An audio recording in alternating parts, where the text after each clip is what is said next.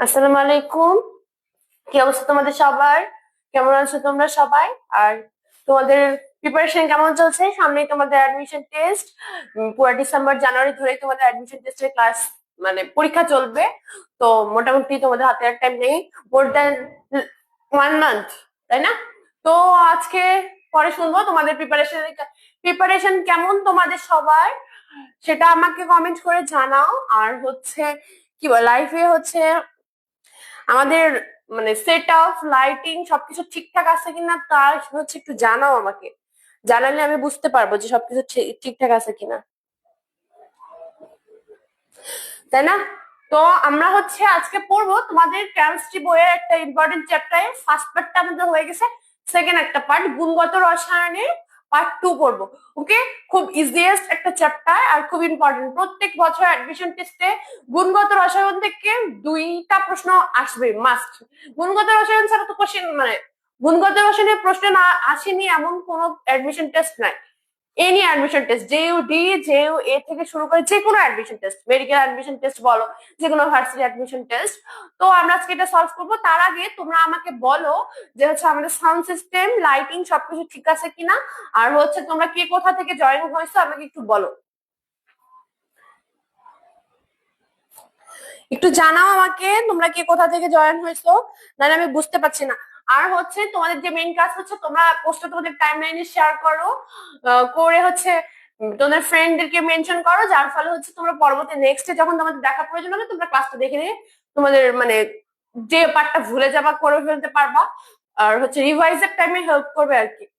আমি হচ্ছে আমার টাইমলাইনে পোস্টে শেয়ার করি। 1 মিনিট। বিশ বিশ বিমাল লিখছে খুলনা। ওকে, থ্যাংক ইউ বিমাল, তুমি হচ্ছে থাকো, ক্লাসটা করো, বাকিরাও সবাই জানাও যে হচ্ছে কোথা থেকে জয়েন করছো। আর তোমরা একটু বলো তো যে আমাদের সাউন্ড সিস্টেম লাইটিং সবকিছু ঠিক আছে কিনা, তোমরা একটু জানাও। নীলা লিখছে আসসালামু আলাইকুম ম্যাম, কেমন আছেন? ওয়ালাইকুম আসসালাম, ভালো আছি, তুমি কেমন আছো? আর ক্লাসটা করো মনোযোগ সহকারে, বাকিরা তোমরা কে কোথা থেকে আসো আর সবকিছু ঠিকঠাক আছে কিনা, লাইটিং সাউন্ড সিস্টেম একটু জানো প্লিজ। অল ওকে ম্যাম, আচ্ছা ঠিক আছে, তাহলে আমরা শুরু করি। ওকে, শুরু করা যাক, কারণ হচ্ছে টাইম বেশি নাই, অনেকগুলা প্রশ্ন সলভ করতে হবে। তো তোমরা একটু মনোযোগী হও, প্রথম থেকে আমরা শুরু করে আজকে চ্যাপ্টারটা শেষ করব, বুঝছো? তো আজকে আমাদের ক্লাস হচ্ছে গুণগত রসায়নের পার্ট 2, তাই না? শিলা নীলা লিখছে নওগাঁ থেকে। ওকে, দিয়া লিখছে ঢাকা। ঠিক আছে, তাহলে আমরা হচ্ছে ক্লাসটা শুরু করি। শিলারিরা লিখছে অল ক্লিয়ার। ওকে, আমি করাবো, আমি হচ্ছে তোমাদেরকে বুঝাই দিব প্রত্যেকটা প্রশ্ন, কিন্তু তোমরা হচ্ছে একটু রেসপন্স করো, কমেন্টে লিখো যে কোনটা প্রশ্নের কোনটা অ্যান্সার, একটু লিখো, তাহলে আমি বুঝবো যে আচ্ছা তোমরা বুঝতেছো, বা রেসপন্স করলে বোঝা যায় যে কোন জায়গাটা বুঝতেছো আর কোন জায়গাটা বুঝতেছো না। ওকে, তাহলে দেখো আমাদের ফার্স্ট প্রশ্ন কি, আমাদের ফার্স্ট প্রশ্ন হচ্ছে ব্র্যাকেট সিরিজে n1 এর মান কত, তাই না? ব্র্যাকেট সিরিজে n1 এর মান কত? তো আমরা প্রথমে জানবো যে সিরিজ, আমাদের যে হাইড্রোজেন বর্ণালী আছে, হাইড্রোজেন বর্ণালীকে আমরা হচ্ছে কয়েকটা সিরিজে ভাগ করছি, বুঝছো? কয়েকটা সিরিজে ভাগ করছি, সিরিজ গুলোর নাম আমরা জানবো যে হাইড্রোজেন বর্ণালীকে আমরা কয়টা সিরিজে ভাগ করছি। দাঁড়াও 1 মিনিট। হ্যাঁ, তো 1 নাম্বার আমরা হচ্ছে হাইড্রোজেন সিরিজটাকে যে আমরা যেভাবে ভাগ করছি, 1 নাম্বার হচ্ছে লাইমেন, বামার, প্যাস্টেন, ব্রাকেট, তারপর কি ফোর্ড, হামফ্রিজ, 6 ভাগে ভাগ করছি। এখন আমি তোমাদেরকে দেখাবো যে 6টা কি কি, আর হচ্ছে এদের মানে n1 কত আর n2 কত হতে পারে। ওকে, যেহেতু স্টার্টটা হচ্ছে কত থেকে 1 থেকে, তাহলে সর্বনিম্ন n1 এর মান হচ্ছে 1। ওকে, আর শেষ যেহেতু 6 এ গিয়ে ফোন সিরিজ, তো n2 এর মান 6 পর্যন্ত হতে পারে। ওকে, তো আমরা ফার্স্টে লিখি, তোমরা একটু জানাও, কমেন্ট করে জানাও যে হচ্ছে মানে এটার অ্যান্সার কত। আপন রায় লিখছে সি, লাবণ্য লিখছে সি, শামিমা তাস লিখছে সি, মেহেরুন্নেসা লিখছে সি, কারিশমা মিম লিখছে রংপুর থেকে। থ্যাংক ইউ, ক্লাসটা করো। তো ফার্স্ট হচ্ছে আমাদের কি লাইমেন, লাইমেন। সেকেন্ড হচ্ছে বামার, থার্ড হচ্ছে প্যাস্টেন, ফোর্থ হচ্ছে ব্রাকেট, তারপর হচ্ছে কি লাইমেন বার্মার প্যাস্টিন তারপর হচ্ছে ব্রাকেট ফোর্ড 6 নাম্বার হচ্ছে হামফ্রিজ। বুঝতে পারছো তোমরা? তো এখানে হচ্ছে কি লাইমেনের ক্ষেত্রে হচ্ছে n1 এর মান 1, n2 এর মান কত হতে পারে? n2 ইকুয়াল টু হতে পারে তোমার 2 3 4 5 6। n2 নিয়ে আমি কথা বলবো না, আমি তোমাদেরকে মেইনলি n1 টা দেখাবো, যেহেতু আমাদের প্রশ্ন কি আছে এখানে n1 নিয়ে কথা বলছে, তাই না? তো আমরা হচ্ছে জানবো যে 6টা যে আমাদের সিরিজ আছে এই 6টা সিরিজে n1 এর মানটা কত হয়। ওকে, তো লাইমেনের পর আসলো বার্মার হচ্ছে n1 এর মান হচ্ছে 2, তারপর হচ্ছে প্যাস্টেনে হচ্ছে n1 এর মান 3, ব্রাকেটে হচ্ছে n1 এর মান 4, তারপরে ফুন্ডে হচ্ছে n1 এর মান 5, হামফ্রিজে হচ্ছে n1 এর মান 6। এখন n1 থেকে ইলেকট্রন হচ্ছে কি উচ্চ শক্তি স্তরে যাবে। ওকে, তো n2 এর মান অবশ্যই n1 এর থেকে বড় হইতে হবে। তো এখানে বলো, এখানে কি বলছে ব্র্যাকেট সিরিজে n1 এর মান কত? এই যে দেখো আমি কি লিখে দিছি না, n1 এর মান হচ্ছে 4, তাহলে 1 এর অ্যান্সার হচ্ছে সি। তোমরা জানাও যে বুঝছো কি বোঝো নাই, না বুঝলে আমি আবার বলবো, কিন্তু সবাই জানাও। সাকাওয়াত লিখছে সি, নাইমুল লিখছে সি, শিলা লিখছে সি, শামিমা তাস লিখছে সি। ওকে, আমরা নেক্সট প্রশ্নে যাই তাইলে, এটা ইজিয়েস্ট প্রশ্ন। এরকম কিন্তু প্রশ্ন আবার আসবে, দেন হচ্ছে কিন্তু আমি আর বলবো না।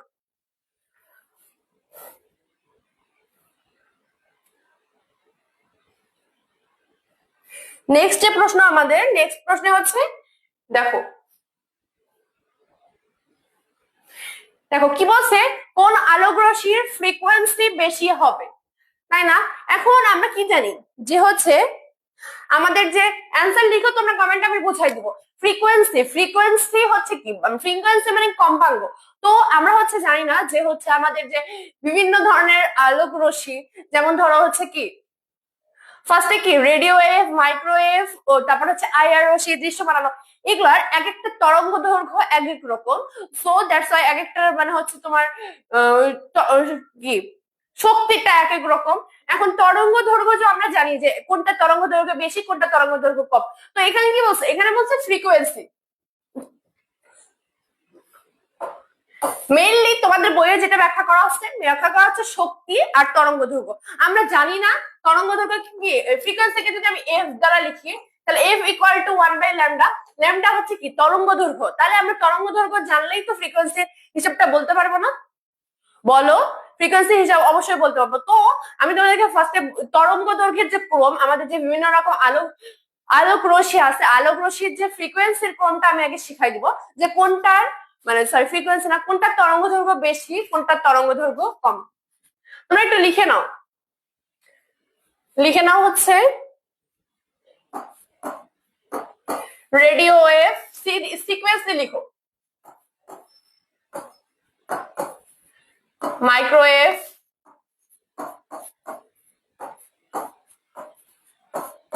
কমেন্টে লিখো অ্যান্সার কি হবে। তারপর হচ্ছে আইআর, অবলোহিত, ব্র্যাকেটে লিখতেছি অবলোহিত। তারপরে কি দৃশ্যমান, তারপর হচ্ছে অতি বেগুনি, তাই না? তারপর হচ্ছে এক্স রে, তারপর হচ্ছে গামা রে।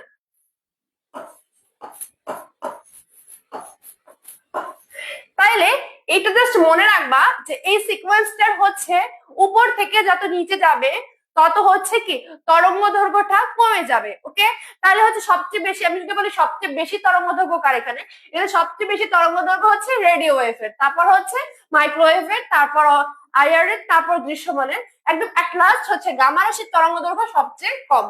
তো তরঙ্গ দৈর্ঘ্যের ক্রম, তরঙ্গ দৈর্ঘ্য উপর থেকে নিচে বাড়তেছে না, বৃদ্ধি। তো এখানে হচ্ছে কে কার থেকে বড়, মাইক্রোওয়েভ রেডিও ওয়েভের তরঙ্গ দৈর্ঘ্য মাইক্রোওয়েভের থেকে বড়, মাইক্রোওয়েভ আবার হচ্ছে আইআর এর থেকে গ্রেটার দেন, তারপর আইআর আবার হচ্ছে তোমার দৃশ্যমানের থেকে গ্রেটার দেন। তো আমরা এখানে পাইছি কি সবচেয়ে ছোট তরঙ্গ দৈর্ঘ্য হচ্ছে গামা রশ্মি, তাই না? তারপর হচ্ছে এক্স রে। তো এখানে দেখো, এখানে হচ্ছে যে অপশনটা আছে আমি তোমাদেরকে বলছি না যে ফ্রিকোয়েন্সি হচ্ছে তরঙ্গ দৈর্ঘ্যের কি ব্যস্তানুপাতিক, মানে ফ্রিকোয়েন্সির সাথে তরঙ্গ দৈর্ঘ্য হচ্ছে পুরো বিপরীত হবে, মানে যার তরঙ্গ দৈর্ঘ্য বেশি তার ফ্রিকোয়েন্সি কম, যার ফ্রিকোয়েন্সি বেশি তার তরঙ্গ দৈর্ঘ্য কম। লিখে নাও তরঙ্গ দৈর্ঘ্য, এই যে আমি এটা চিহ্ন দিয়ে বলছি, বাড়লে ফ্রিকোয়েন্সি কমে, একটু লিখে নাও কষ্ট করে, ফ্রিকোয়েন্সি কমে আমি চিহ্ন দিয়ে বলেছি। তো তোমার প্রশ্ন পড়ো কি বলছে, ফ্রিকোয়েন্সি বেশি হলে অবশ্যই তরঙ্গ দৈর্ঘ্য কম হবে, তাই না? তো দেখো এখানে কি, সরি এই জায়গাটাতে আমি ভুল করছি, এটা হচ্ছে উপর থেকে নিচে গেলে তোমার হচ্ছে তরঙ্গ দৈর্ঘ্য কমে, তাই না? এখানে ফ্রিকোয়েন্সি বেশি বলছে, ফ্রিকোয়েন্সি বেশি মানে সবচেয়ে কম তরঙ্গ দৈর্ঘ্য কোনটা? তো দেখো এখানে সবচেয়ে কম তরঙ্গ দৈর্ঘ্য হচ্ছে গামা রশ্মির, কিন্তু তাহলে সবচেয়ে বেশি ফ্রিকোয়েন্সি হওয়ার কথা গামা রশ্মির, অপশনে কি তোমাদের গামা রশ্মি আছে? গামা রশ্মি নাই, তাইলে দেখো তার থেকে গামার থেকে কার তরঙ্গ দৈর্ঘ্য কম? X ray, that means X ray কি তোমার ফ্রিকোয়েন্সিটা বেশি, তো আমাদের অপশনে কিন্তু আছে এক্স রে, তাইলে দুইয়ের আনসার হচ্ছে কি এ। দেখি তোমরা কে কি লিখছো। লাবণ্য লিখছে এ, তারপর ক্রায়াং লিখছে এ, মেহরুল লিখছে থ্যাঙ্কস ভাইয়া, অপন রায় লিখছে এ, শামসুজ্জোহা লিখছে এ, সমীর রায় লিখছে দুয়ের ডি না দুয়ের এ। যদি আমি বলতাম ফ্রিকোয়েন্সি কম তাইলে হচ্ছে রেডিও ওয়েভ হইতো, কারণ রেডিও ওয়েভের তরঙ্গ দৈর্ঘ্যটা সব থেকে বেশি, আর যেহেতু তোমার হচ্ছে ফ্রিকোয়েন্সির তরঙ্গ দৈর্ঘ্য ব্যস্তানুপাতিক, তাই হচ্ছে আমাদের এটা হচ্ছে বিপরীত ভাবে কাজ করতেছে। ওকে, আশা করি তোমরা বুঝছো। আমরা নেক্সট প্রশ্নে যাবো। তার আগে সবাই বলো যে প্রশ্নটা বুঝছো কি বুঝছো না। এই প্রশ্নটা কিন্তু আসে, এই প্রশ্নটা আরেকভাবে আসে হচ্ছে শক্তি, লিখে দেই তোমাদেরকে তাহলে মনে থাকবে। তরঙ্গ শক্তি এটা হচ্ছে তরঙ্গ দৈর্ঘ্যের সাথে ব্যস্তানুপাতিক, মানে তরঙ্গ দৈর্ঘ্য বেশি হলে শক্তি কম, মানে যেভাবে ফ্রিকোয়েন্সির সাথে ঠিক সেভাবে শক্তির সাথে। তো একটা মনে রাখলে বাকিগুলো মনে রাখার দরকার নেই, তোমরা জাস্ট তরঙ্গ দৈর্ঘ্যের সিকোয়েন্সটা মনে রাখো, বাকিগুলো তো জানোই যে ব্যস্তানুপাতিক, তাহলে তো মানে বারবার উল্টাপাল্টা হয়ে যাবে যদি দুইটাই মুখস্থ করতে যাও। জাস্ট মনে রাখো একটা আরেকটার সাথে ব্যস্তানুপাতিক। 3 নম্বর প্রশ্নে দেখো, আমি নেক্সট প্রশ্নে যাবো এখনই।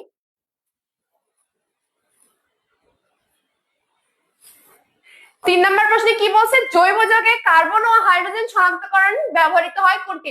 এগুলো হচ্ছে কি জানো, এই প্রশ্নগুলো হচ্ছে মুখস্থ করতে হবে, বারবার রিভাইজ করো, বই দাগায় দাগায় পড়ো, প্রত্যেকটা লাইন দেখাও যে কোথা থেকে প্রশ্ন হতে পারে, প্রিভিয়াস ইয়ারের প্রশ্ন সলভ করা। আমরা তো প্রত্যেকদিন জয়গল্লির পেজে আর 10টার সময় পেয়ে যাবা তোমার হচ্ছে ফিজিক্স, কেমিস্ট্রি, ম্যাথ, ডি এর যে ক্লাসগুলো আমাদের প্রত্যেকদিন রাত 10টায় পেজে হচ্ছে পেয়ে যাবা। কিন্তু আমাদের সলভ করার পাশাপাশি তোমরা হচ্ছে যে যেখানে পড়তেছো, যে কোচিং বলো, যে তোমার হচ্ছে কি বলবো, যে কোচিং যে এক্সাম ব্যাচে ভর্তি হচ্ছো সেইখানের সাথে সামঞ্জস্য করেও তোমাদের হচ্ছে প্রশ্ন ব্যাংকের প্রশ্নগুলো সলভ করে ফেলো, তাহলেই দেখবা যে এই প্রশ্নগুলো বারবার আসতেছে, তোমার মানে তুমি বুঝে যাবে যে অ্যাকচুয়ালি আমার বইয়ের কোথা থেকে প্রশ্ন আসে। ওকে, তো দেখো এখানে কি বলছে, জৈব যৌগের কার্বন ও হাইড্রোজেন শনাক্তকরণে কোনটি ব্যবহৃত হয়, তাই না? কোনটি ব্যবহৃত হয় এটা তো জানতে হবে। তাহলে কি বলো, এখানে জাস্ট মনে রাখবা আয়রন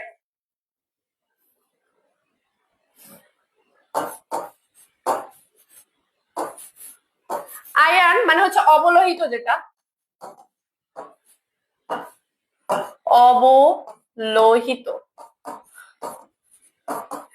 অবলোহিত কে হচ্ছে কি মেইনলি এটা হচ্ছে চিকিৎসা ক্ষেত্রে আমাদের অনেক সাহায্য করতেছে, যেমন হচ্ছে রোগ নির্ণয়ে, তারপর হচ্ছে তোমার রোগ নিরাময়ের ক্ষেত্রে, তারপর হাড়ের ব্যথা, টিস্যুর বিভিন্ন ধরনের সমস্যা, এগুলোর জন্য হচ্ছে আমরা আয়রন রশ্মিকে ব্যবহার করে থাকি। কিন্তু আয়রন রশ্মির 3টা ভাগ আছে, লিখে দাও, near iron, middle iron, near iron, middle iron, আচ্ছা ফার আয়রন। এই যে আমাদের নিয়ার আয়ার আর ফার আয়ার, এই দুটো হচ্ছে তোমার মেডিকেল সায়েন্স, চিকিৎসা বিজ্ঞানে অনেক ইউজ হয়, মেডিকেল। কিন্তু আমাদের যে মিডল আয়ারটা হচ্ছে কি জৈব যৌগের কার্যকরীমূলক শনাক্তকরণে ব্যবহৃত হয়।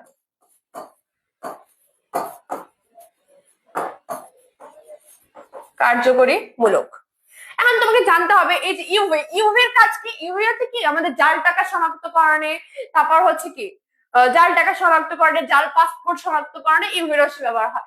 এই যে ইউভি হচ্ছে জাল টাকা, লিখে নাও, জাল টাকা, জাল পাসপোর্ট, তাই না? এটা পরীক্ষা আসে কিন্তু। আর এই যে এমআরআই আর এনএমআর, এটা হচ্ছে এমআরআই প্রক্রিয়ার মধ্যে হচ্ছে এনএমআর। এনএমআরটা কি জানো? এনএমআর হচ্ছে প্রোটিন, মানে তোমার প্রোটন সংখ্যা নিউট্রন সংখ্যা দুইটাই বিজোড় হবে। তোমার হচ্ছে ধরো প্রোটন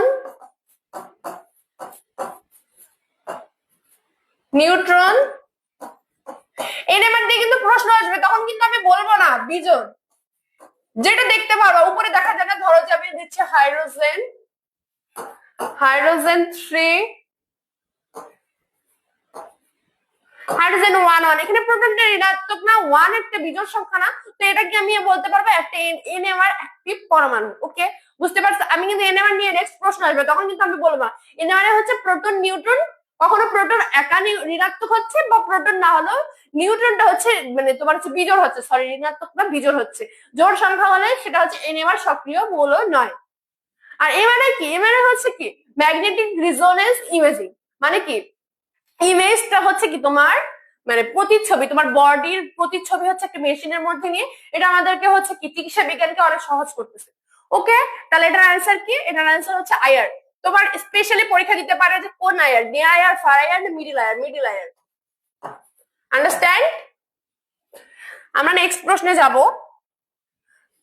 তাহলে এটার অ্যান্সার হচ্ছে আয়ার।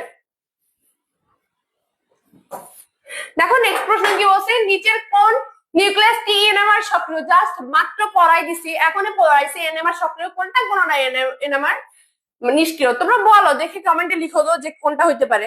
অ্যান্সার কি দেখায়?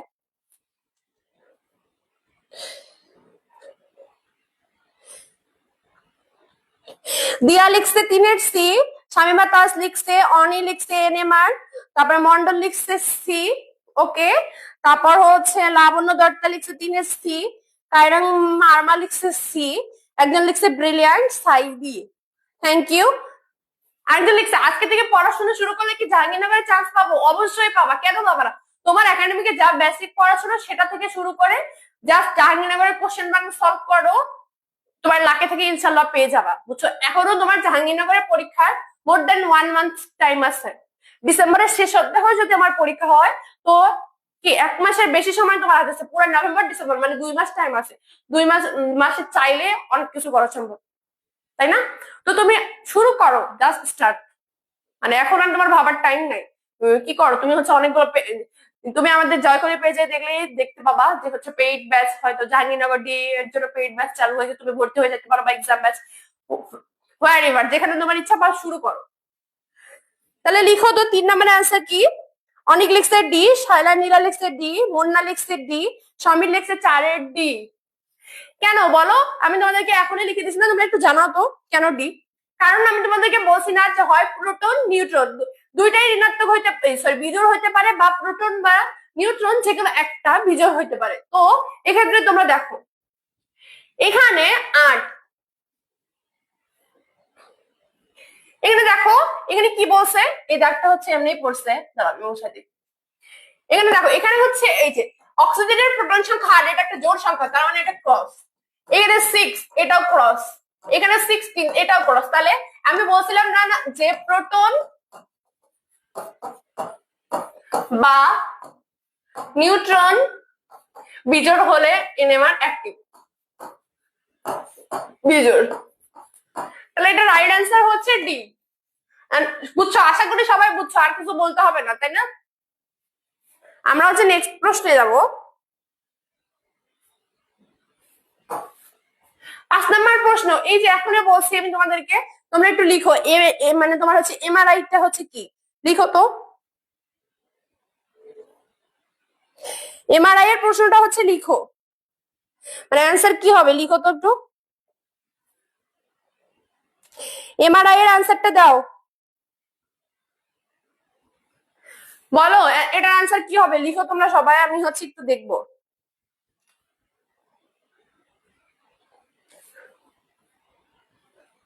লিখো, সবাই চুপ করে আছে, কেউ লিখতেছে না কিছু, কেন?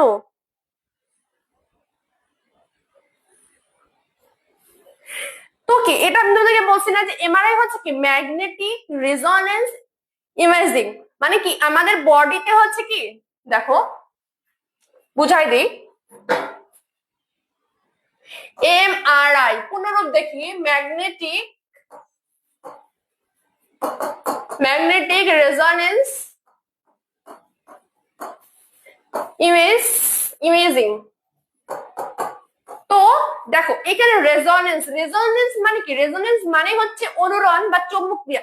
এখানে হচ্ছে কি তোমার বডিতে একটা হচ্ছে চৌম্বক ক্ষেত্র আর একটা ফ্রিকোয়েন্সি, এই দুটার প্রভাবে হচ্ছে তোমার কি একটা যন্ত্রের মাধ্যমে তোমার বডির বিভিন্ন অর্গানসের বিভিন্ন অঙ্গ প্রত্যঙ্গের হচ্ছে কি ছবি কালেক্ট করা হয়, দেন হচ্ছে তোমার মানে রোগটা নির্ণয় করা হয় যে আসলে তোমার মেইনলি এগুলো হচ্ছে তোমার বিভিন্ন ধরনের হাড়ের সমস্যা, এই ধরনের চিকিৎসার জন্য হচ্ছে এমআরআই সাজেস্ট করে থাকেন ডাক্তাররা। তো এখানে কি হয় এটা লিখে রাখো, এমআরআই হচ্ছে উচ্চ তরঙ্গ দৈর্ঘ্য ও ফ্রিকোয়েন্সির প্রয়োগ।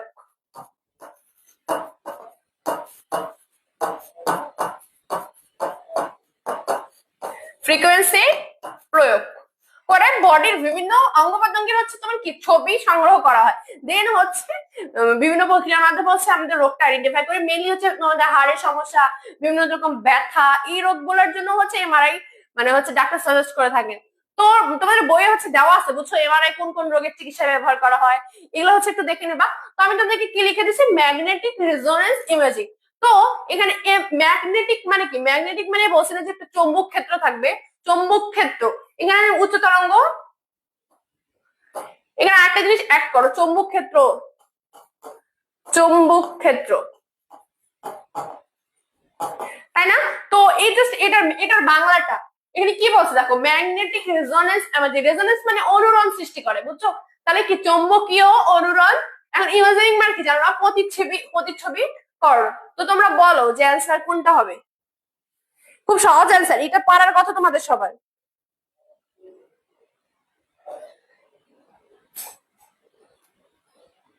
বলো তোমরা সবাই, কেউ কেন জানি কিছু বলতেছো না, সবাই চুপচাপ হয়ে আছে। দাঁড়াও,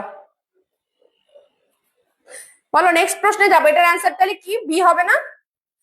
অ্যান্সার কি হবে? অথই লিখছে 5-এর বি, রাইট অ্যান্সার অথই 5-এর বি। তাহলে আমরা নেক্সট প্রশ্নে যাব।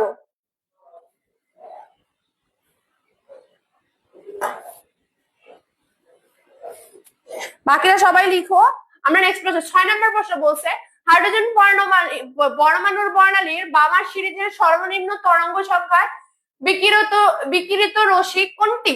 তাই না? এখানে হচ্ছে আমাদের যে ক্লুটা দিয়ে দিছে হাইড্রোজেন বর্ণালীর, ক্লুটা হচ্ছে কি বামার সিরিজের। তো আমি তোমাদেরকে পড়াইছি না যে বামার সিরিজে n1 = 2, একটু আগে পড়াইছিলাম না যে বামার সিরিজে কি হয়, n1 = 2। তো আমাদেরকে নির্ণয় করতে বলছে সর্বনিম্ন তরঙ্গ সংখ্যা, তাই না? তো আমাদেরকে এখন টেস্ট করতে হবে যে সর্বনিম্ন তরঙ্গ সংখ্যা কখন হবে, কারণ বামার সিরিজে কিন্তু অলওয়েজ n1 এর মান 2। এখন আমাকে n2 টাকে দিয়ে ভেরিফাই করে বের করতে হবে যে সর্বনিম্ন কখন হবে, তাই না? এখন আমাদেরকে তাহলে আমরা বের করে শুরু করি।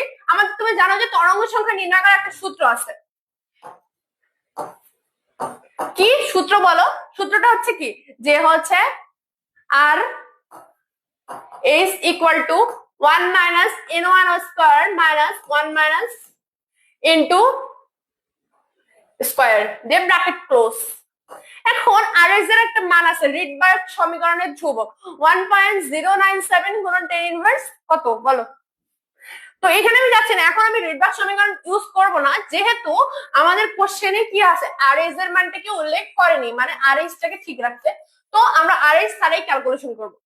যেহেতু দেখো বামার সমীকরণে n1 এর মান 2 ফিক্স, তো আমাকে বিভিন্ন n2 এর মান নিয়ে টেস্ট করে দেখাইতে হবে যে সর্বনিম্ন তরঙ্গ সংখ্যা কত। যদি আমি এই যে দেখো আরএস টাকে তো আরএস দিয়ে রাখলাম, n1 এর মান 2 তোমরা সবাই জানো, 2 এর উপর স্কয়ার, n2 এর মান যদি আমি 3 ধরি, 3 এর উপর স্কয়ার, তাহলে দেখো 1/4 minus 1/16, সরি 9, 36, 9 minus 4, 5/36 দেখো এটা হচ্ছে একবার।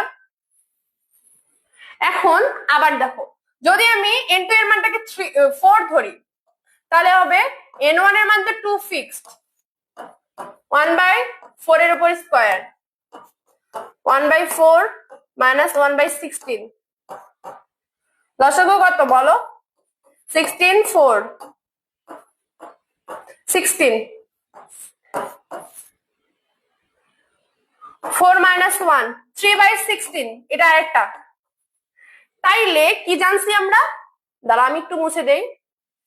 যখন n2 ইকুয়াল টু 3 ছিল তখন ছিল 5/36 RS।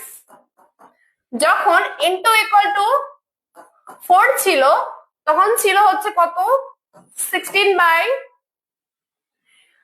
ভুলে গেছি ক্যালকুলেশনটা, দাঁড়াও। 16 1 সেকেন্ড, এটা আরেকটু করি, আমি ভুলে গেছি ক্যালকুলেশনটা অ্যাকচুয়ালি কি ছিল। তোমরা আরেকটু জানাও তো যে কি ছিল, আমি এখন মিশাই দিয়েই ভুলে গেছি। তোমরা একটু জানাও, আমি অনেকক্ষণ থেকে তোমাদের কমেন্ট চেক করতেছি না। তোমরা একটু বলো তো কি ছিল, আমি আসলে মুছাই দিছি কিন্তু আমার এখন মনে পড়তেছে না, তাহলে আবার করা লাগবো। 6 এর বি মন্ডল লিখছে, সমীর রায় লিখছে 6 এর বি, আরিফউদ্দিন ভোয়া লিখছে 6 এর বি, সাইদে লিখছে 6 এর বি, প্রতীক দাস, নাহিদ আলম, ফাবলিহা লিখছে 6 এর বি, তারপর লাবণ্য দত্ত লিখছে 6 এর বি। Right answer. তোমরা সবাইকে ধন্যবাদ, কিন্তু আমি এখন ক্যালকুলেশনটা করে দেখাই তোমাদেরকে, নাহলে বুঝবে না। যখন 4 ছিল আমি ক্যালকুলেশনটা নিজেই করতেছি। দেখো n1 এর মান কত ছিল? 2 না, এদিকে 4, 1/16, তাহলে হচ্ছে 16 4 1 3/16, তাই না? এখন আমি যদি n2 এর মানটাকে 5 নিই তাইলে কি হবে? দেখো 1/4 মাইনাস 1/5 নিলে 25, 4 25 100 লসাগু। তাহলে কত? এইদিকে হচ্ছে 25 মাইনাস 1,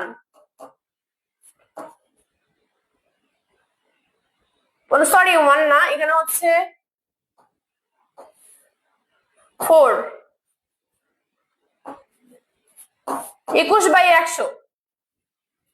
তাহলে হচ্ছে কি n2 এর মান যখন আমি 5 নিয়েছি তখন হচ্ছে 21/100। এবার লাস্ট 6 পর্যন্ত আমাদের n2 এর মান হচ্ছে হাইয়েস্ট যাইতে পারে হামফ্রিজ পর্যন্ত যাইতে পারে। তো হামফ্রিজ এর n2 এর মান হচ্ছে 6, তো আমরা 6 দিয়ে লাস্টটা এটা করে দেখি। 6 দিয়ে দিলে কি হয় বলো? এখানে 4 থাকলো, এদিকে থাকলো হচ্ছে 1/6, দিলে হচ্ছে 60, 6 এর উপর স্কয়ার 36,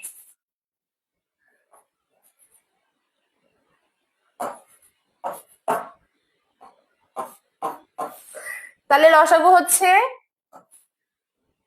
436, 4419, 36 লসাগু, 9 minus 1, 8/36, 8/36।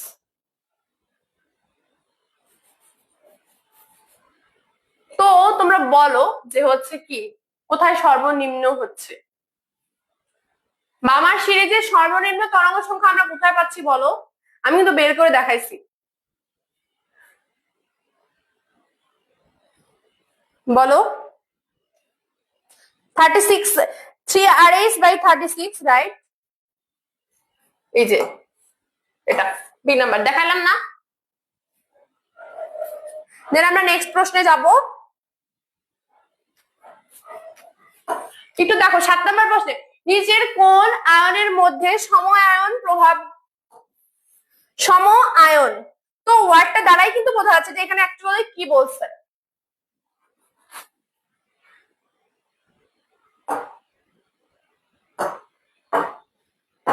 সম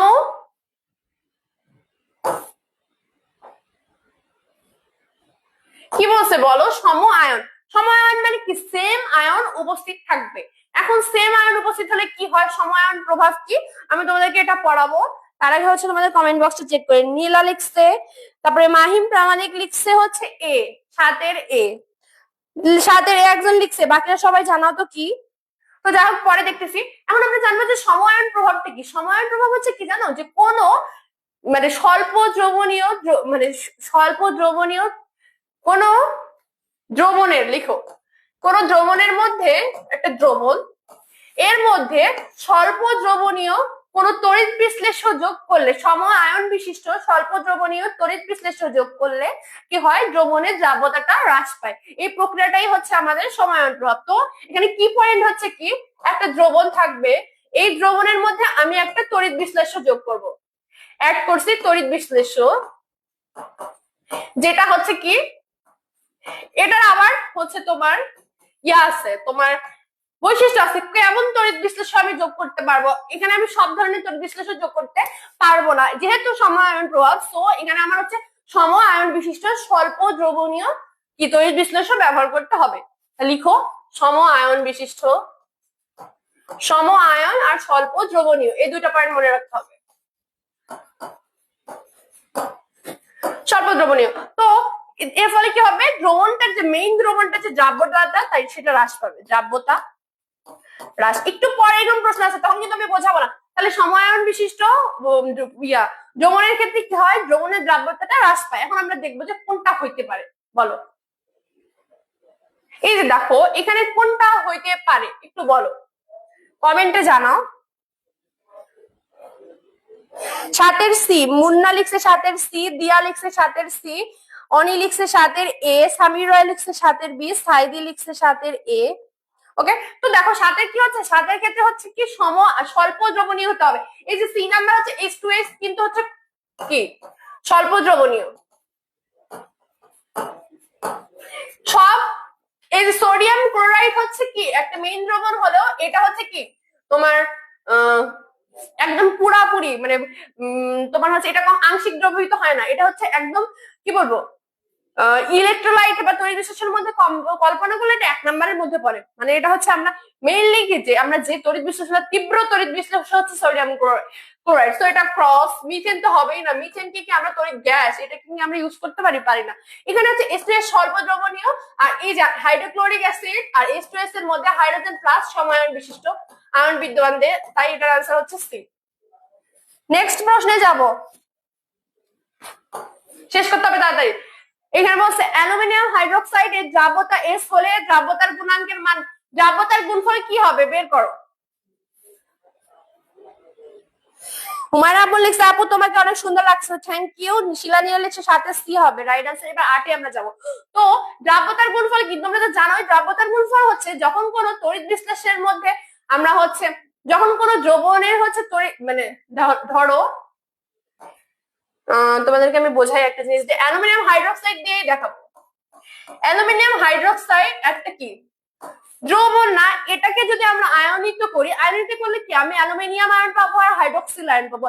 এই আয়নগুলোর যখন আমি হচ্ছে প্রবার ঘাতে উন্নীত করব, তখন হচ্ছে কি এই যে ঘনমাত্রার যে প্রবার ঘাতে উন্নতি করতেছে, এটাই হচ্ছে তোমার দ্রাব্যতার গুণফল।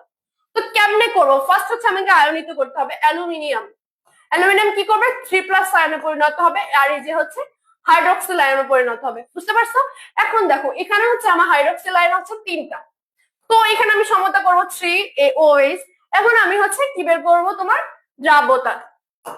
দ্রাব্যতার গুণফল KSP, তাই না।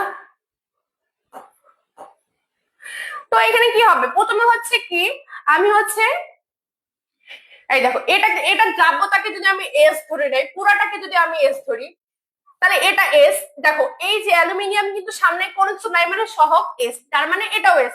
তার মানে হচ্ছে কি এদের হচ্ছে ঘনমাত্রাটা সমান, তাই না, দ্রাব্যতাটা সমান, এটাও S।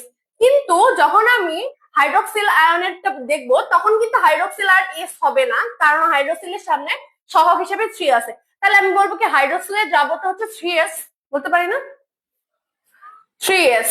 ওকে, এখন আমি দ্রাব্যতার গুণফল নির্ণয় করবো। গুণফলের ক্ষেত্রে কি হচ্ছে দেখো, আমি ফার্স্টে হচ্ছে তোমার এটা হচ্ছে কি বলো একটা বিক্রিয়ক একটা উৎপাদ, প্রথমে হচ্ছে উৎপাদের ঘনমাত্রার যথার্থ ধাতে উন্নয়ন করবো। এখানে উৎপাদ হচ্ছে কি অ্যালুমিনিয়াম আয়ন আর হাইড্রোক্সিল আয়ন। তো অ্যালুমিনিয়ামটাই ফার্স্টে নেই, অ্যালুমিনিয়াম তো এস এই আছে, তাহলে এস কে আমি কি নিব, শুধু এস গুণন এই দেখো এখানে হচ্ছে যথার্থ ঘাতে উন্নয়ন করতে হবে না, এখানে হচ্ছে 3S আছে, 3S থেকে লেখার পরে এই যে 3 সামনে 3টাকে হচ্ছে ঘাত, মানে ঘাত বলতে কি পাওয়ার হিসেবে লিখতে হবে। ওকে, তাহলে কি হবে বলো, ইন টোটাল আমার আসলো কি এই যে এস এস এর জায়গায় থাকলো, আর এটা হচ্ছে 27 এস কিউব। তাহলে হলো আমার গুণ করলে হবে 27 এস টু দি পাওয়ার 4, তার মানে এটা आंसर হচ্ছে ডি। দেখি তোমরা কে কি লিখছো। রিফাত লিখছে ডি, ফাবলিহা লিখছে ডি, তারপরে মার্জিয়া মুন্না লিখছে ডি, তারপর হচ্ছে কি অনি লিখছে পাম দিল, সমীর রায় লিখছে ডি, তারপর হচ্ছে ক্লাস করো মনোযোগ দিয়ে, নাহিদ আলম লিখছে ডি। ওকে, হ্যাঁ মিলে গেছে। দেন আমরা নেক্সট প্রশ্নে যাব, খুব ফাস্ট করতে হবে। কোনটি দ্রাব্যতার নিয়ামক নয়? মনে রাখবা যে হচ্ছে দ্রাব্যতাটা মেইনলি হচ্ছে তাপমাত্রা বাড়ালে দ্রাব্যতা বৃদ্ধি পায়, প্লাস হচ্ছে চাপ বাড়ালে দ্রাব্যতা বৃদ্ধি পায়।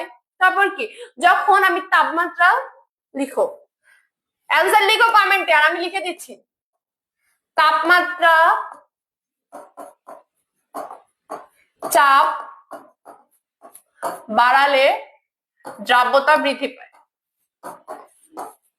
বাট যখন হচ্ছে আমি তাপমাত্রা চাপ দুটাকে স্থির রাখতেছি, তখন হচ্ছে দ্রাব্যতা নির্ণয় করা হচ্ছে মানে দ্রাবকের প্রকৃতি, মানে আমি কোন ধরনের দ্রাবক ইউজ করতেছি।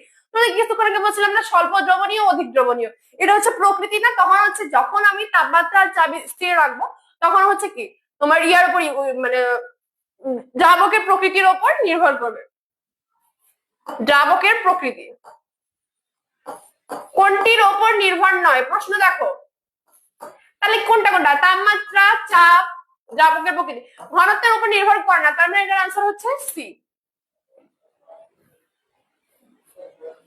নেক্সট প্রশ্ন, 10 নম্বর প্রশ্নে চলে যাই আমরা। 10 নম্বর প্রশ্ন দেখো, ফাবলিহা লিখছে 9 এর সি, মুরাদ লিখছে সি, সমীর রায় লিখছে 9 এর সি, নীলা লিখছে ঘনত্ব। রাইট আনসার আরেকজনকে, ওর নামটা হচ্ছে দাঁড়াও, অথই লিখছে 9 এর ডি, 9 এর ডি না 9 এর সি, নাহিদ ইসলাম লিখছে 9 এর সি, শিলা লিখছে 9 এর সি। 10 নাম্বার, অ্যালুমিনিয়াম হাইড্রোক্সাইড দ্রাব্যতা, এটা এখনই করা দিছি না, এটা জাস্ট করাই দিয়েছি, তোমরা একটু বলো তো কি ছিল ওটা। অ্যালুমিনিয়াম হাইড্রোক্সাইড মাত্র পড়ে আসলাম না। 10 নাম্বারটা দেখো তো,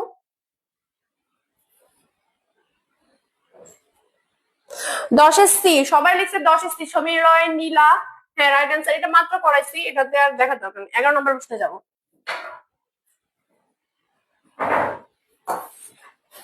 এখানে বলছে আয়নিক গুণফল কে আই ও দ্রাব্যতার গুণফল কে এস পি এর মধ্যে সম্পর্ক হলে কোনটিতে অদক্ষেপ দিবে, তাই না?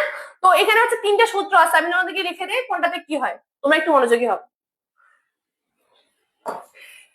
K S P equal to K I, K I P. IP মানে আয়নিক গুণফল, কেএসপি মানে দ্রাব্যতার গুণফল। একটু জাস্ট মনে রাখবা, যখন আয়নিক গুণফল আর দ্রাব্যতার গুণফল দুটো ইকুয়াল হয়, তখন হচ্ছে আমরা কি পাই? নরমাল যে দ্রবণ, সম্পৃক্ত দ্রবণ পাই। ওকে, মানে হচ্ছে যতটা সলিউট আমি ইউজ করবো পুরাটা হচ্ছে কি সলিউবল, মানে পুরাটা হচ্ছে তোমার দ্রবীভূত হয়ে যাবে। তাহলে কি সম্পৃক্ত। তারপর হচ্ছে KSP greater than KI P, তখন হচ্ছে কি অসম্পৃক্ত। কিন্তু যখন হচ্ছে তোমার KI KSP less than KIP, তখন হচ্ছে কি অধক্ষিপ্ত হবে। অধক্ষিপ্ত হবে মানে কি তলানি আকারে জমা পড়বে। তাহলে কি বলছি, KIP less KSP less than KIP, মানে কেআইপি গ্রেটার দেন কেএসপি। তো এখানে অপশন দেখো কোনটা, কেআইপি গ্রেটার দেন কেএসপি 1 নম্বরে আছে না, তাহলে 11 এর आंसर হচ্ছে এ। 12 নম্বর প্রশ্নে যাব, তোমরা কমেন্ট করে জানাও বুঝতেছো কি বুঝতেছো না। এই দেখো 12 নম্বর প্রশ্ন পড়ে আসছি না, যে দ্রবণের সমায়নের প্রভাবে কোন স্বল্প দ্রবণীয় তড়িৎ বিশ্লেষণ কি হবে, বলো লিখে জানাও। আমি হচ্ছে কমেন্ট বক্স চেক করবো, তাড়াতাড়ি বলো দেখি কি আগে অ্যানসার দিতে পারতেছো।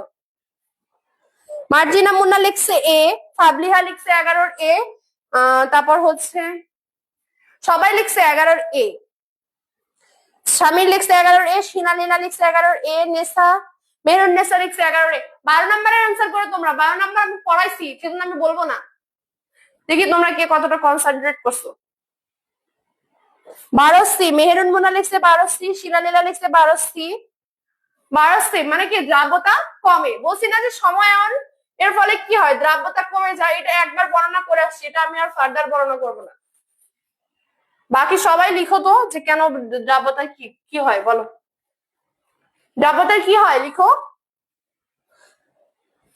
এই যে আরেকজন লিখছে দ্রাব্যতা কমে, রাইট আনসার। দ্রাব্যতা কমে বলছি না, যখন সময়ন বিশিষ্ট কোন স্বল্প দ্রবণীয় তড়িৎ বিশ্লেষণ যখন আমরা অ্যাড করতেছি তখন হচ্ছে কি দ্রাব্যতাটা আমাদের হ্রাস পাচ্ছে। দিয়া লিখছে 12C, নাহিদ লিখছে, তারপরে কি মন্ডল লিখছে 12C, রাইট আনসার। নেক্সট প্রশ্নে যাব। 13 নম্বর প্রশ্ন, ক্যালসিয়াম হাইড্রোক্সাইডের আয়নিক গুণফল কোনটি? সেম, আয়নিক গুণফল আর দ্রাবতার গুণফল নির্ণয় করা সেম। একটু আগে তোমাদেরকে অ্যালুমিনিয়াম হাইড্রোক্সাইড এটা শিখাইছি না, তো সেভাবেই করো, দেখি কি হয়। তোমরা কি কে কি অ্যান্সার করতেছো লিখো, এটা কি হবে। এই দেখো ক্যালসিয়াম হাইড্রোক্সাইডকে ফার্স্টে আমরা দেখবো যে আয়নিত হলে কি হচ্ছে, কি হবে, ক্যালসিয়াম 2 প্লাস হাইড্রোক্সাইড -2, কেআইপি হবে ক্যালসিয়াম 2 প্লাস,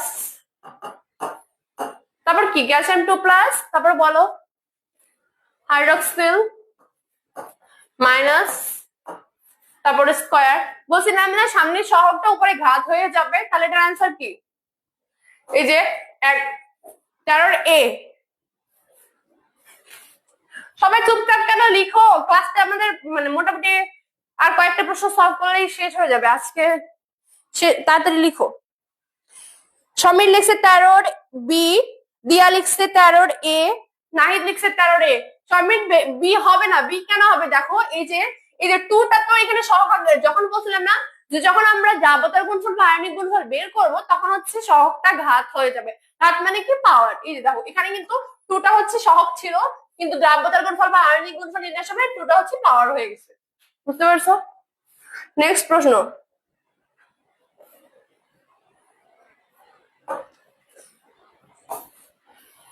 13 নম্বর তো করলাম। 14 সেম প্রশ্ন, আবার সেম প্রশ্ন। দেখো তোমার হচ্ছে কপার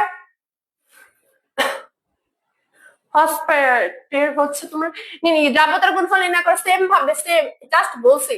14 নম্বরে সবাই आंसर লিখো, Cu3 PO4 2, তাহলে কি হবে কপার 2 প্লাস, যেহেতু কপার পরমাণু সংখ্যা কয়টা 3টা, তাহলে সামনে 3 plus phosphate ion, phosphate 3 minus, এখানে হচ্ছে হবে সামনে 2, তাহলে কত হবে দেখো 3s, এখানে হচ্ছে 2s কিউব, তাহলে হচ্ছে 3s কিউব গুণন 2s কিউব, 27s কিউব গুণন 8s কিউব,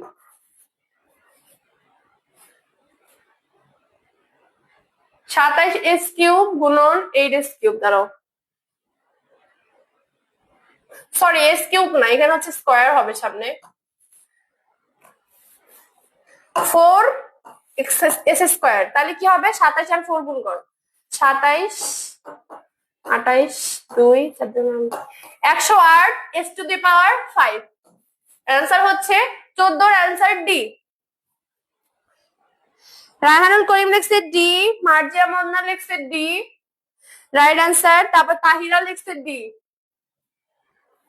আমরা নেক্সট প্রশ্নে যাই, বুঝছো, আমরা নেক্সটটা দেখি, তুমি দেখো একটু মনোযোগ হয়ে।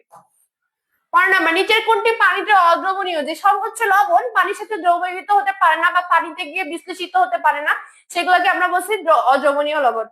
তো এটার মধ্যে একটা মেইন অ্যান্সার, এটা হচ্ছে ক্যালসিয়াম কার্বনেট, কিন্তু হচ্ছে তোমার পানিতে অধক্ষিপ্ত অবস্থায় থাকে, যেগুলো অধক্ষিপ্ত ওগুলো দ্রবণীত হতে পারে না, যেগুলো দ্রবণীয় হয় না জন্য তলানি আকারে জমা পড়ে। ওকে, তো এটা অ্যান্সার হচ্ছে সি, 15C। বলো ভাই লিখো যে কি হবে।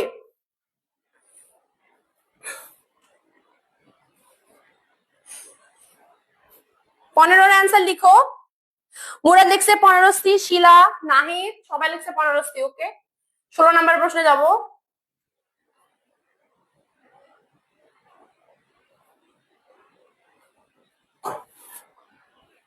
সোডিয়াম আয়ন শনাক্তকরণে কোনটি ব্যবহৃত হয়?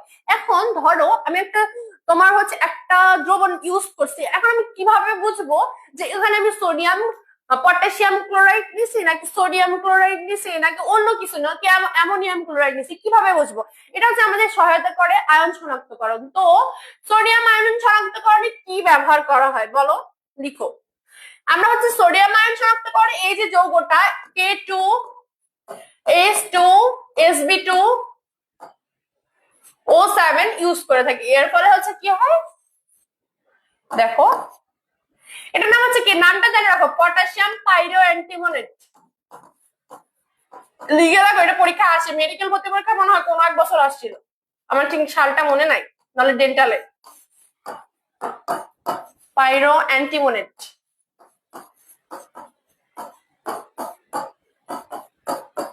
পটাশিয়াম পাইরো অ্যান্টিমোনেট। তো এখানে কি হয়, সোডিয়াম আয়নটা, সোডিয়াম প্লাস আয়ন হচ্ছে K2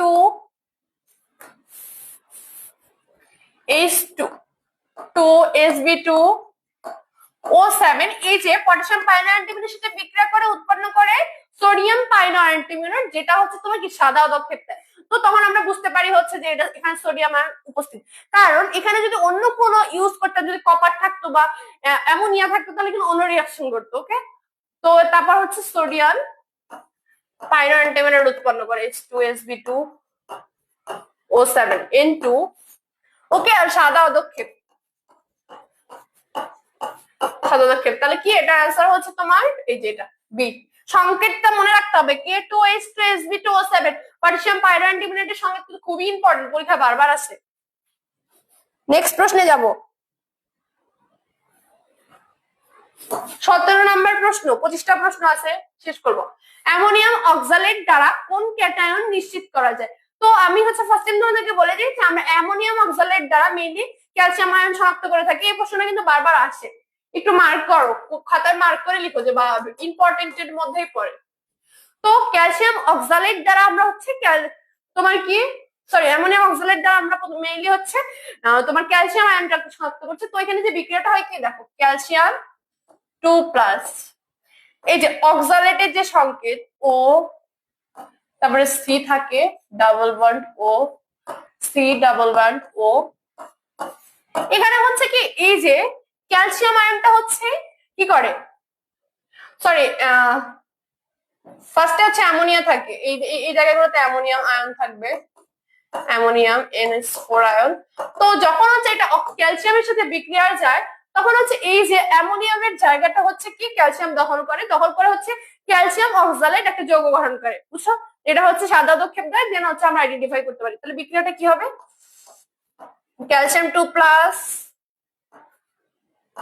আমি ভেঙে দেখাইছি, এটাকে আরো ইজিলি দেখানো, তোমাদের বই একটা দেওয়া আছে দেখো, কিন্তু আমি তোমাদেরকে বিক্রিয়াটা ভেঙে দেখালাম যে কিভাবে হইলো। এই যে অক্সিজেন আয়নটার সাথে ক্যালসিয়াম আয়নটা বাইন্ড করে দিয়ে হচ্ছে একটা যৌগ গঠন করে ক্যালসিয়াম অক্সালেট, বুঝতে পারছো? ক্যালসিয়াম 2+, সাদা। ওকে, তাহলে এখানে কি ক্যালসিয়াম, অ্যান্সার হচ্ছে 17A।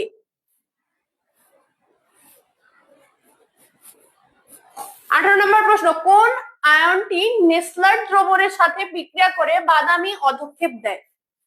এর একটা ভালো পয়েন্ট যেটা দেখে ভালো লাগলো, কোশ্চেনটা হচ্ছে বলছে নেসলার দ্রবণ। তো এট ফার্স্ট তোমাকে জানতে হবে হোয়াট ইজ নেসলার দ্রবণ, নেসলার সলিউশন, তাই না?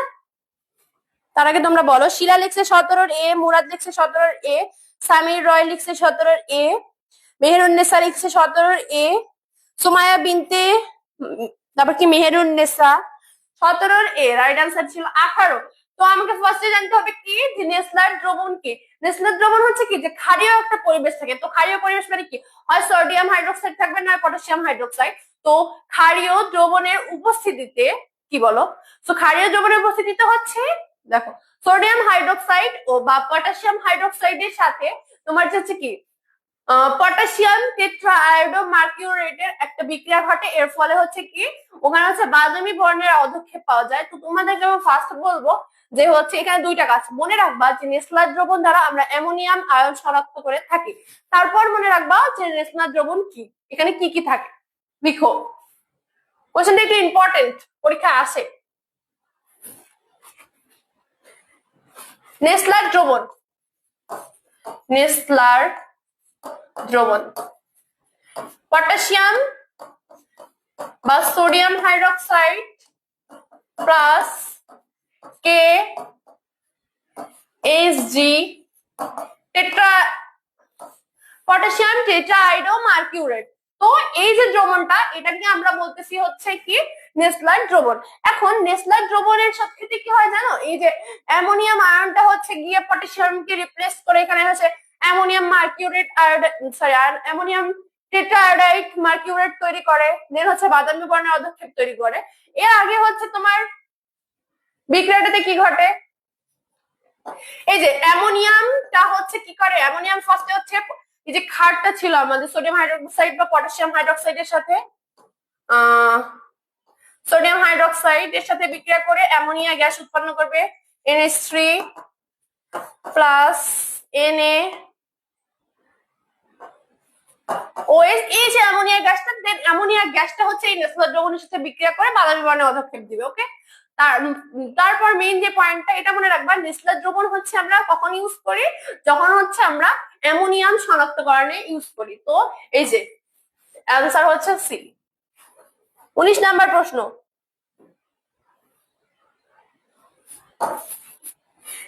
এই যে একটা খুবই গুরুত্বপূর্ণ প্রশ্নে আসছি আমরা প্রত্যেক বছর, এই টপিক ছাড়া প্রশ্ন ছাড়া কেমিস্ট্রি প্রশ্ন হবে না। Very very very very important. শিক্ষা পরীক্ষা, গুণগত রসায়নের প্রশ্ন মানে শিক্ষা পরীক্ষার প্রশ্ন। এই টপিক ছাড়া কোনো অ্যাডমিশন টেস্টে আমি দেখি না একটা প্রশ্ন আসে না। তোমরা বিশ্বাস না করলে কোশ্চেন বক্স সলভ করো, দেখো মানে প্রত্যেক বছর ধরো সব অ্যাডমিশন টেস্টে একটা করে প্রশ্ন আসবেই, মাস্ট। তো বলছে শিক্ষা পরীক্ষায় বেরিলিয়াম কোন আয়ন উৎপন্ন করে। বেরিলিয়াম, বেরিলিয়াম কোনটা, বিই, তাই না?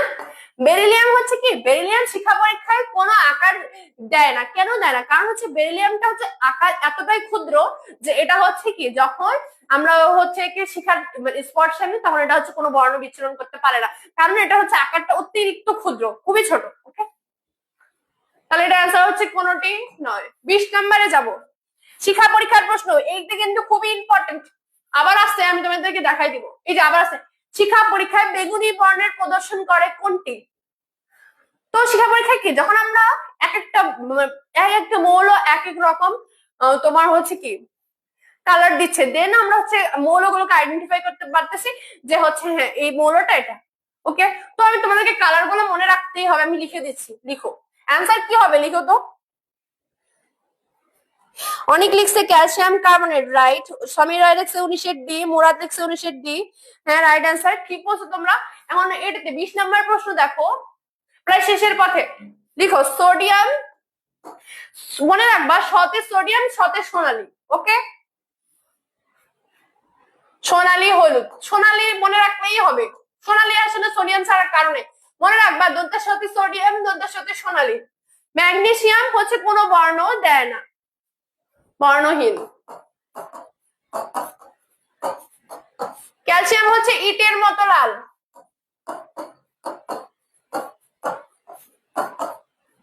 পটাশিয়াম হচ্ছে বেগুনি, আর বেরিয়াম হচ্ছে সবুজ, হালকা সবুজ। মনে রাখো, এগুলো আইডেন্টিফাই করো, এগুলো জাস্ট মানে মুখস্থ করতেই হবে। এই কয়েকটার বাইরে আসলে আসে না। তো এখানে কি বলছে, বেগুনি বর্ণ। তো বেগুনি আমরা কোথায় পাইছি, পটাশিয়ামে না, এই যে পটাশিয়াম। অ্যান্সার হচ্ছে কি সি। আন্ডারস্ট্যান্ড সবাই, আশা করি তোমরা সবাই বুঝছো। দিয়া লিখছে 20 ডি, শিলা লিখছে পটাশিয়াম, তারপর মেরুন্নেসা লিখছে ডি, মুন্না লিখছে ডি। হ্যাঁ সরি, এখানে আছে 4টা 5টা আছে, তো ডি হবে 20-এর। তারপরে দেখো নেসলার দ্রবণে কোনটি থাকে না, আমি জাস্ট পড়া আসছি নেসলার দ্রবণে কি থাকে, নেসলার দ্রবণে কি থাকে না। লিখো, এটা অ্যান্সার লিখো। 21 নম্বর প্রশ্ন, আর 3টা প্রশ্ন আছে। শেষ করতে হবে, একটু তাড়াতাড়ি করো।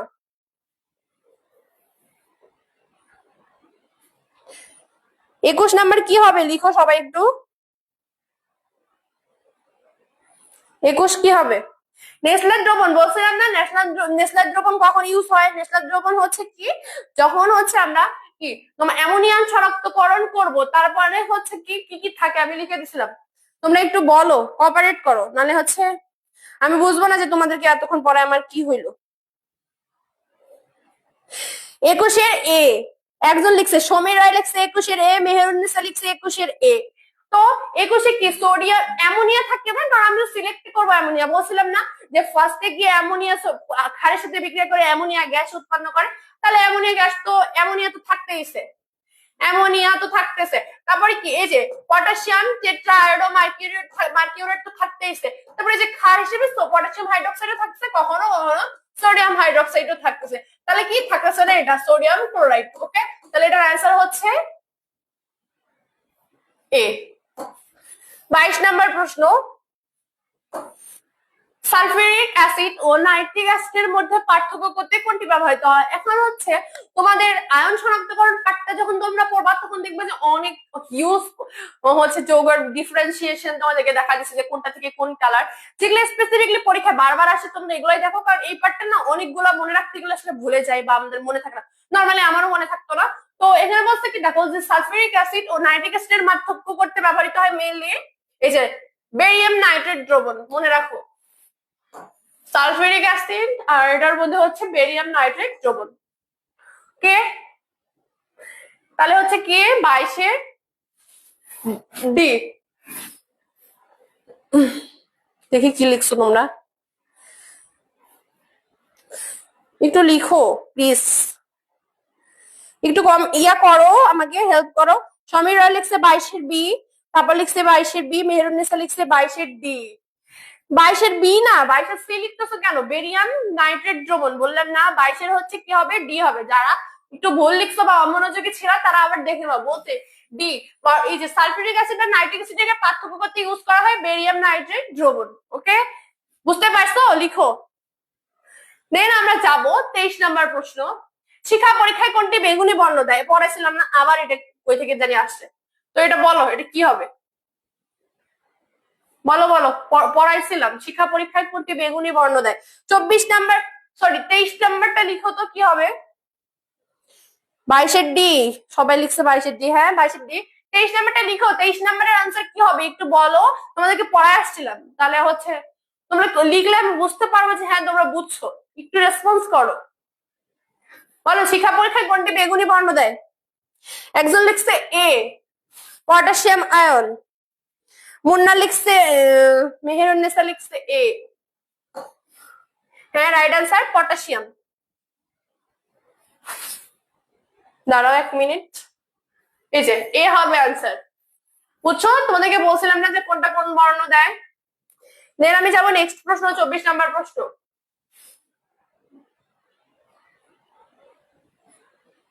দাঁড়াও এগুলো আগের।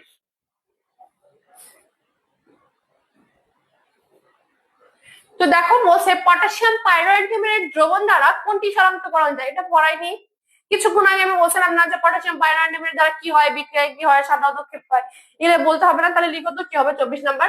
এন্ড 24 নাম্বার পর আমাদের একটা প্রশ্ন আছে, 25 নাম্বার প্রশ্ন তো লাস্ট ওয়ান। ওকে, তো বলো আরেকটা প্রশ্ন আছে, একটু কোঅপারেট করে, শেষ হয়ে যাচ্ছে।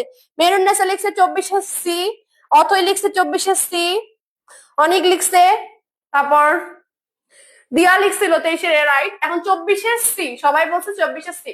অবশ্যই পটাশিয়াম পাইরোঅ্যান্টিমেট বলছিলাম না, সংকেত তো সব লিখে দিছিলাম না, K2 H2 Sb2 O7, potassium পাইরোঅ্যান্টিমেট দ্বারা সোডিয়াম শনাক্তকরণ করা হয়। Okay, and the last one, 25 number প্রশ্ন শেষ করব। একটু একটু হচ্ছে তোমরা ইয়া করো, মনোযোগী হও, এই প্রশ্নটা খুবই ইম্পর্টেন্ট। যে আমরা হচ্ছে ফার্স্ট টাইম দুই ভাবে হচ্ছে বর্ণ প্রদর্শনটা দেখি, একটা হচ্ছে কি শিক্ষা পরীক্ষার মাধ্যমে, একটা হচ্ছে কোবাল্ট ব্লু গ্লাসের মাধ্যমে। এখন তোমরা যদি হচ্ছে শিক্ষা পরীক্ষার কালার দিয়ে কোবাল্ট ব্লু গ্লাস চালাতে, সেটা কিন্তু হবে না, এটা কিন্তু আলাদা একটা কালার আছে, তাই না? তো লিখো, এই যে মেইনলি হচ্ছে ব্লু গ্লাসের ভিতরে, ব্লু গ্লাস এখানে হচ্ছে সোডিয়াম, শিখা পরীক্ষায় সোনালী দিছিল না, তার এই যে শিখায় সোনালী, আর ব্লু গ্লাসে দেয় সে হচ্ছে বেগুনি। তারপর হচ্ছে ক্যালসিয়াম হচ্ছে শিখা পরীক্ষায় কি দিছিল বলো, ইটের মতো লাল, আর সে হচ্ছে ব্লু গ্লাসের নিচে এসে দিচ্ছে সবুজ, হালকা সবুজ। তো এই দুটোই মেনলি চেঞ্জ হয়। আর হচ্ছে তোমার ওই যে কপার, কপার 2+ হচ্ছে শিখা পরীক্ষা দিত নীল, নীল, হালকা নীল, আর ব্লু গ্লাসের ভিতরে এসে দিচ্ছে বর্ণহীন। ওকে, তো এটা কি বলছে যে কোবাল্ট কাচের ভিতর দিয়ে ক্যালসিয়াম আয়ন শিখা পরীক্ষায় কোন আয়ন দেয়। তো আমি লিখে দিচ্ছি, বলো তো কি হবে এটার আনসার। এটা কিন্তু আমাদের শেষ প্রশ্ন, তো একটু হচ্ছে তোমরা ইয়া করো, মানে রেসপন্স করো। আমরা শেষ করবো, এখনই শেষ করব, এটা লাস্ট প্রশ্ন। তোমরা হচ্ছে একটু বলো যে এটা কি হবে, এটা লাস্ট প্রশ্ন।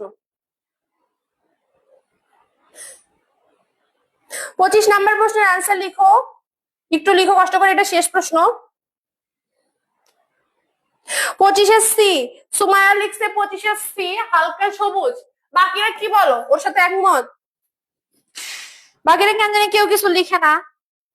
তারপর সমীর লিখছে 25 সি, মেয়রনেসা 25 সি, তাইলে হচ্ছে আরিদুল লিখছে 25 সি। ওকে, 25 সি। তো কি হলো, সলভ, প্রশ্ন সলভ শেষ। এখন আমাকে বলো, তোমরা একটু জানো, আমি 2-3 মিনিট সময় নেবো, শেষ আমাদের স্লাইড। তো তোমরা একটু বলো যে তোমাদের ক্লাস কেমন লাগলো, তোমরা বুঝছো কি বোঝো না, আর হচ্ছে মানে কি পুরো ক্লাস থেকে কি বুঝলা না বুঝো নাই, কোন জায়গাটার সমস্যা একটু বলো। আমি কিন্তু এখান থেকে চলে গেলে আর বোঝাবো না, বোঝার সুযোগও নাই। বলো যে তুমি কি বুঝছো, পুরো ক্লাসটা করলাম, ক্লাস কিন্তু শেষ, 25টা প্রশ্ন সলভ হয়ে গেছে, 25টা প্রশ্ন সলভ হয়েছে। বাট এত হিউজ ইনফরমেশন দিছে যে এগুলা পড়লে মোটামুটি অনেক প্রশ্ন সলভ হয়ে যাবে। যেমন হচ্ছে তোমার আমি ওই যে পড়াইছিলাম না যে তরঙ্গ দৈর্ঘ্যের কোনটা বেশি কোনটা কম, এখান থেকে প্রশ্ন আসে। তারপর হচ্ছে ওই যে বর্ণালী সিরিজ থেকে প্রশ্ন আসে। তারপর আয়ন শনাক্তকরণ, শিক্ষা পরীক্ষা মাস্ট 3 স্টার করো। তো এগুলা হচ্ছে আসে পরীক্ষায়। তো তোমরা বলো যে বুঝছো কি বুঝো নাই, বলে শেষ করবো। ভালো বোঝাইছেন আপু, আশা লিখছে। মন্ডল, বিমাল মন্ডল লিখছে নাইস ক্লাস। নেহা লিখছে ছুটি, হ্যাঁ ছুটি শেষ, শেষ জি আপু। আচ্ছা ঠিক আছে, তো তোমরা হচ্ছে ভালো মতো পড়াশোনা করো, তোমাদের কাছে একদমই লিমিটেড টাইম, 2 মাসেরই কম সময়, 2 মাসের কম সময় তোমাকে তোমার একটা সিট পাবলিক ইউনিভার্সিটি বলো, যে কোনো পাবলিক ইউনিভার্সিটিতে একটা সিট মানে কি নিশ্চিত করতে হবে। তার মানে তারপর হচ্ছে তুমি রিল্যাক্স থাকতে পারবা। তো এই টাইমটাকে ইউটিলাইজ করো, কোনোভাবেই টাইম ওয়েস্ট করো না, ভালোভাবে পড়াশোনা করো, নিজের পড়াশোনার পাশাপাশি নিজের স্বাস্থ্যের দিকে খেয়াল রাখো। তো ঠিক আছে, আজকে এ পর্যন্তই। নেক্সট দিন আমাদের দেখা হবে আরেকটা চ্যাপ্টার নিয়ে, কেমিস্ট্রি। তোমরা হচ্ছে কমেন্টে লিখতে পারো যে কোন কোন চ্যাপ্টার তোমাদের দরকার, কোন কোন চ্যাপ্টারের উপর ক্লাস নিলে তোমরা মানে হচ্ছে উপকৃত হবে, একটু লিখে জানাও, আমি দেখবো। আর নেক্সট আমরা সেই চ্যাপ্টারের উপর ক্লাস দিব।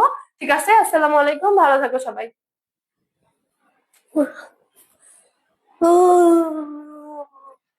এসে Nick Alejandro.